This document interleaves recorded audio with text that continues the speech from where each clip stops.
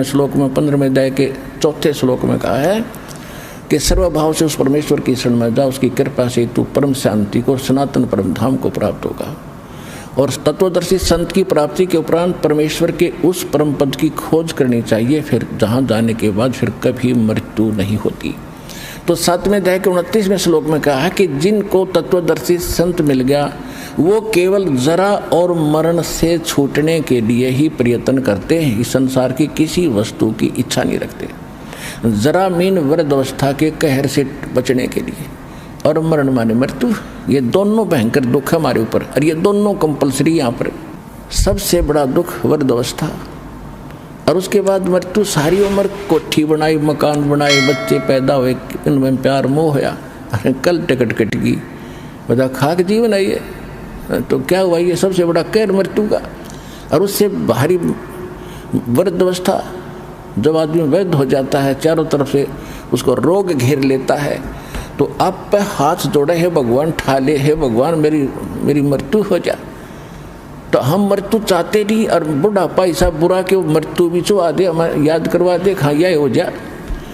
तो सबसे बड़ा कहर वो वृद्धावस्था बताया है, वो होगा कर्मानुसार।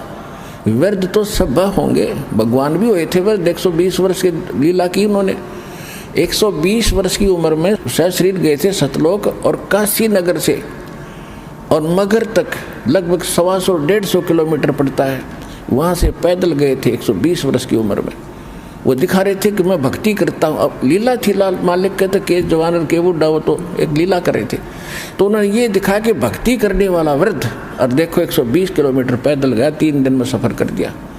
और तुम खाट पर पड़े पड़े रो रहे हो, बच्चे उठा कर टट्टी करा रहे हैं, तुम भक्ति करते हो? तुम क्या कर रहे हो? भक्ति बिना तुम्हारी ये दुर्गति होती है। तो क्या बताते परमात्मा?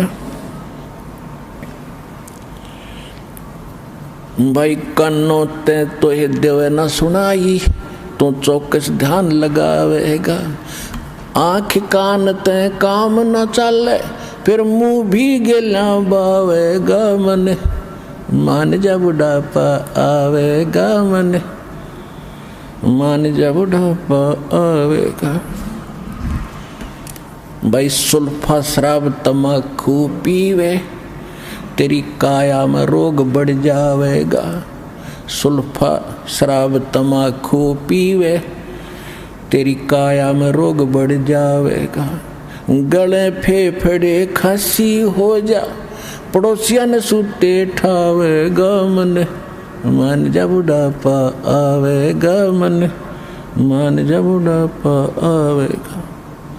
भाई जल्दी ले ले नाम गुरु का, और नहीं तो तुझे मनुष्य जन्म मिल जावेगा। यानी कति एंड हो रहा हो वृद्ध अवस्था में, कहते हैं कम से कम नाम ले, मोक्ष इस जन्म में ना होगा तो मनुष्य जीवन तो मिलेगा। इस भक्ति में इतनी गजब का मंत्र है यो। जल्दी ले ले नाम गुरु का,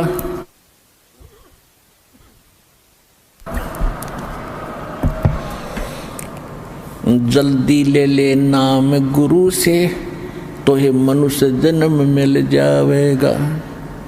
रामपाल तेरा सतगुरु आके, तन फिर भक्ति दरड़ावेगा। मन मान जा बुढ़ापा आवेगा, मन मान जा बुढ़ापा आवेगा।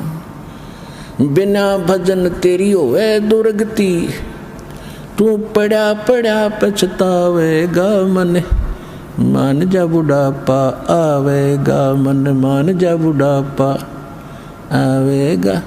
तो पुण्यात्मा ये सब प्रकार के जो संकट याद दिलाए जाते हैं, ये डेफिनेट है आपके ऊपर। ये तो सबको मालूम है, वृद्ध हो गए, इसने तो को ना करे नहीं सकता। ठीक है, बीच में मर जाए वो दूसरी बात है।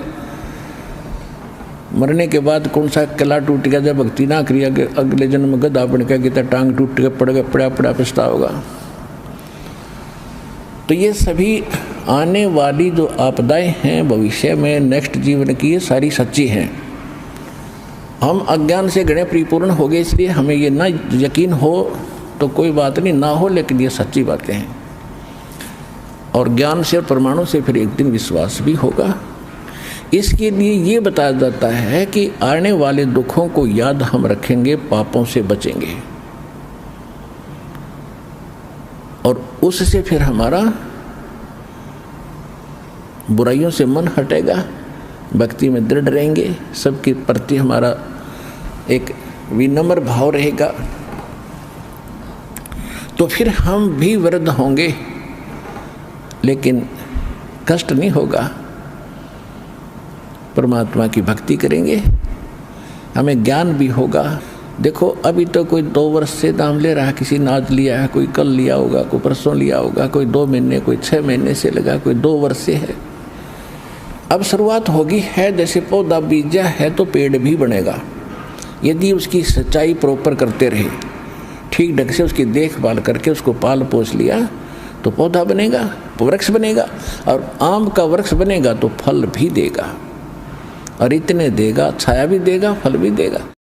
सर साहिब जी, अगर आपको हमारी वीडियो पसंद आए तो रब कबीर चैनल के लिए सब्सक्राइब करें, बेल आइकन का बटन दबाएं, वीडियो को लाइक करें ताकि आपको हर वीडियो आने वाली सबसे पहले मिल सके।